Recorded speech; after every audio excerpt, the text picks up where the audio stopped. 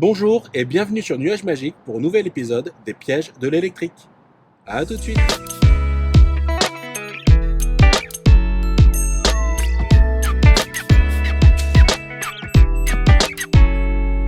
Pour ce nouvel épisode, je voulais parler d'un des premiers pièges auxquels on peut être confronté quand on hésite de passer à l'électrique. Il s'agit de toutes les informations qu'on peut récupérer par l'intermédiaire des commerciaux, des concessions, des sites web, du système marketing et publicité qui vient autour des constructeurs de voitures électriques. Je pense que ça reste vrai dans tous les domaines et que tous, en tant que consommateurs, on essaie de garder un peu de réserve et de bien réfléchir aux informations que les vendeurs nous donnent de manière générale. Mais je pense que l'électrique peut avoir quelque chose qui tient un peu de l'irrationnel parce que ça peut être un rêve d'enfant, un rêve de technique, et que à un certain niveau, à un certain moment, on peut un peu perdre pied avec la réalité et gober le discours qu'on va nous donner.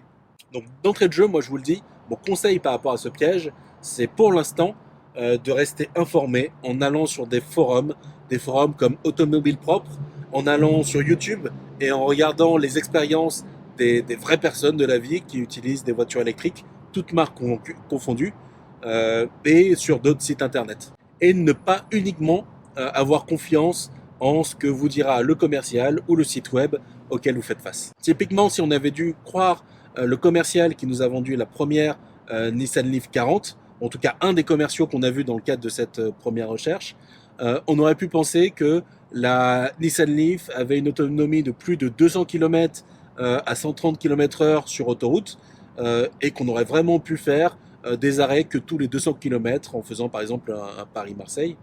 Mais la vraie vie, c'est que l'autonomie va beaucoup dépendre des conditions météo, et au-delà même de la consommation, il faut aussi prendre le fait que l'autonomie, quand on est en mode long trajet, ça se mesure pas uniquement sur l'amplitude de la capacité de la batterie de 100 à 0%, parce que ça, vous pouvez le faire peut-être si vous faites juste un aller simple sans aucune charge au milieu, où vous partez à 100 et vous arrivez à 0% à votre destination en croisant les doigts.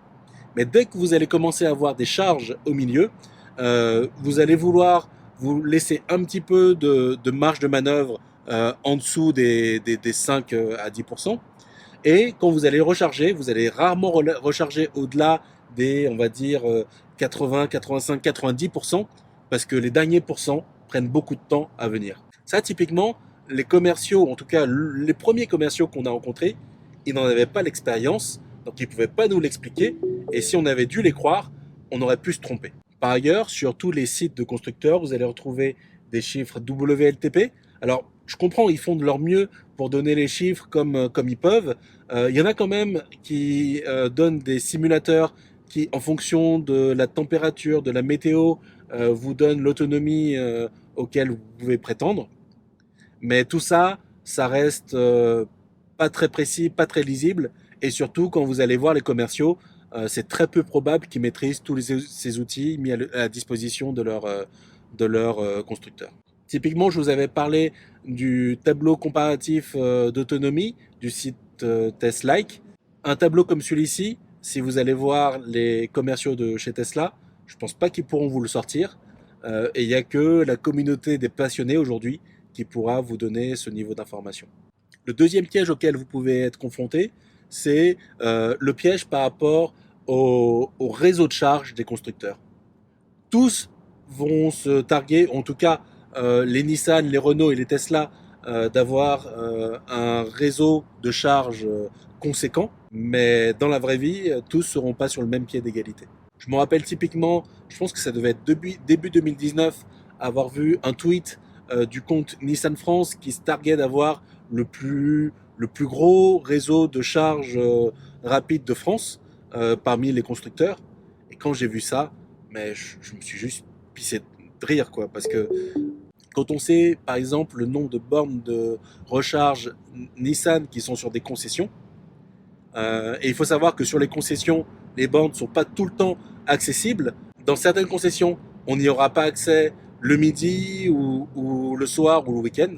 À chaque fois, ce sont des stations où on a, pour la plupart, une borne de recharge, ce qui fait que très vite, les stations se retrouvent squattées. Et du coup, niveau qualité, ça ne donnera pas la même chose que des stations où on trouvera de multiples bornes au même endroit. Et côté Renault, je pense qu'on va trouver le même défaut à donner des chiffres sur les nombres de bornes de recharge rapide sans vraiment distinguer lesquelles seront vraiment utiles à ceux qui prendront la route pour des longs trajets. Et je ne parle même pas des informations sur la réalité de la vitesse de charge. Typiquement, en plein Rapid Gate chez Nissan, que ce soit côté commerciaux ou côté de la partie garage, il n'y a personne qui était au courant de ce problème-là.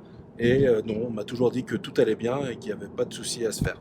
Alors encore une fois, je pense qu'une part de ces erreurs, c'est dû au fait qu'aujourd'hui, le marché de l'électrique est encore petit, que tous ces professionnels n'en voient pas tous les jours, donc c'est difficile pour eux de se tenir au courant, à moins de tomber sur la perle rare, la personne qui est déjà passée à l'électrique, qui comprend tout ce qu'on vit nous au quotidien, à moins de tomber sur cette personne-là, et encore de compter sur le fait que la personne soit honnête et soit là pour vous donner de l'information et vous laisser faire un choix en conscience, à moins que vous tombez vraiment sur ça, il y a tellement de chances de se planter que la meilleure chose qui reste à faire, c'est ok, aller en concession pour faire des essais, pour peut-être récupérer quelques informations, mais surtout, informez-vous par vos propres moyens à travers tous les moyens d'information dont je vous ai parlé au début de la vidéo. On a la chance d'être encore au début de quelque chose qui fait qu'il y a encore une communauté assez forte, beaucoup de gens qui sont prêts à se rencontrer, à s'entraider. Je pense que dans quelques années, tout ça, ça va disparaître et de toute façon, peut-être qu'il y en aura moins besoin. Mais tant que c'est là, profitez-en. Ne croyez pas ceux qui vous diront que installer une borne de recharge à la maison, c'est 500 ou 1000 euros maximum. Parce que dans la vraie vie, ça dépend de beaucoup de choses. Ça dépend de l'état actuel de votre installation, ça dépend de la distance entre le point d'installation de la borne et votre panneau. Et ça, le commercial ne peut pas l'avoir en tête quand il vous voit en concession. Ne croyez pas non plus les chiffres WLTP et essayez d'aller plus loin pour voir qu'est-ce que ça donne dans les situations réelles qui se rapprochent de la vôtre. Côté recharge, essayez de partir sur votre achat avec en tête une vision peut-être un peu pessimiste de ce que ce sera, la vitesse de recharge, quitte à avoir une bonne surprise après coup. Et même dans une boîte comme Tesla, où le véhicule électrique est au cœur de ce qu'ils ont à proposer, parce que c'est le seul produit qu'ils ont à proposer à un niveau voiture, on peut avoir des erreurs. Semaine dernière, c'est Franck qui a remonté dans les commentaires des erreurs de son vendeur Tesla sur ce que permettait ou pas l'option autopilote et de la conduite entièrement autonome.